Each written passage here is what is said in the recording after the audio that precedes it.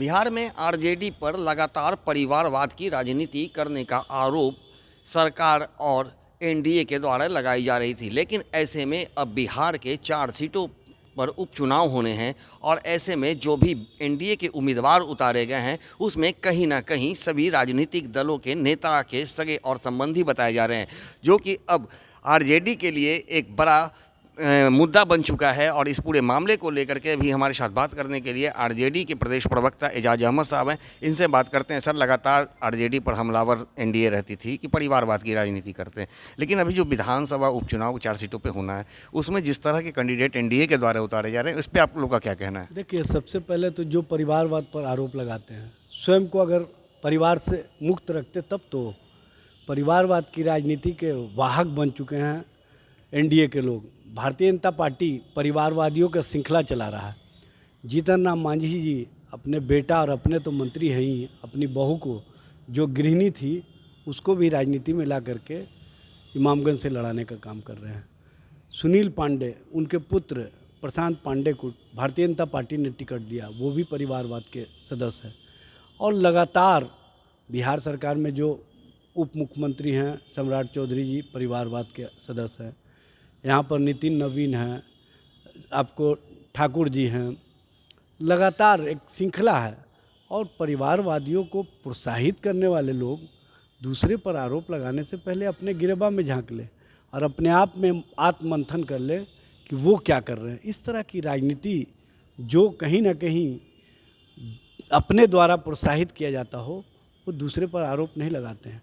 और सबसे बड़ी विडंबना ये है कि भारतीय जनता पार्टी हो या जनता दल यू हो या एनडीए के अलायंस पार्टनर हो, सभी दल परिवारवादियों के द्वारा कहीं ना कहीं प्रोत्साहित किए जा रहे हैं या आगे बढ़ाए जा रहे हैं। जबकि राष्ट्रीय जनता दल में जिनको भी टिकट मिला है वो परिवार के सदस्य ज़रूर हैं, लेकिन अपने संघर्ष, अपने आंदोलन और अपनी राजनीति योग्यता से उनको टिकट दिया गया है। ये बात सबको समझ लेना चाहिए। सर, सवाल ये उठता है कि जिस तरह से आपने कहा, तो निश्चित रूप से ये भी देखने वाली बात है कि रामविलास पासवान के पुत्र चिराग पासवान, फिर इस तरह के कई नेता हैं, लेकिन अपनी पारिवारिक राजनीति की बात ना करके वो लगातार आरजेडी पे ही हमलावर होते हैं। और ऐसे में जब वो हमला करते हैं और उसके बाद जो उपचुनाव में जो अभी सामने दिखने को मिल रहा है कि परिवारवाद, तो ऐसे में तो उन्हें खुद परिवारवाद से दूर होना चाहिए था कि जिस तरह से वो विपक्ष पर कहें या फिर खासकर लालू परिवार पर, आरजेडी पर हमलावर थे, तो ऐसे से उन्हें बचना चाहिए था। लेकिन अब ये क्या दर्शाता है, ऐसे में जनता के पास क्या मैसेज जाएगी? देखिए, ऐसे में यही दर्शाता है कि उनको पता है कि चुनाव में परिणाम क्या होना है। चारों का चारों सीट एनडीए हारने जा रही है, इसीलिए इस तरह का प्रलाप कर रही है। परिवारवाद का उनको कोई मतलब नहीं है, वो प्रलाप करते रहते हैं।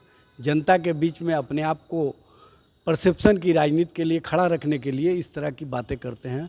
सच्चाई तो ये है कि जितना परिवार को प्रोत्साहित एनडीए के द्वारा किया जा रहा, उतना किसी दल के द्वारा नहीं किया जा रहा। तो जैसा कि आपने सुना, एजाज अहमद ने साफ कहा है कि जिस तरह से एनडीए के द्वारा बिहार विधानसभा की 4 सीटों पर होने वाले उपचुनाव में उम्मीदवार उतारे जा रहे हैं, वो निश्चित रूप से ये दर्शाने के लिए काफ़ी है कि आज जो परिवारवाद को लेकर के जिस तरह से आरजेडी व लालू प्रसाद के परिवार पर हमलावर होते हैं, उन्हें ये समझ में आना चाहिए कि ऐसे में अब उनकी राजनीति क्या होगी। और ये सभी राज्य की जनता भी जान चुकी है। ऐसे में इन्होंने दावा किया है कि बिहार विधानसभा के 4 सीटों पर होने वाले उपचुनाव में इनकी 4 सीटों पर महागठबंधन की जीत तय है। सहयोगी रीति के साथ ज्ञानेंद्र वर्मा, दर्श न्यूज, पटना।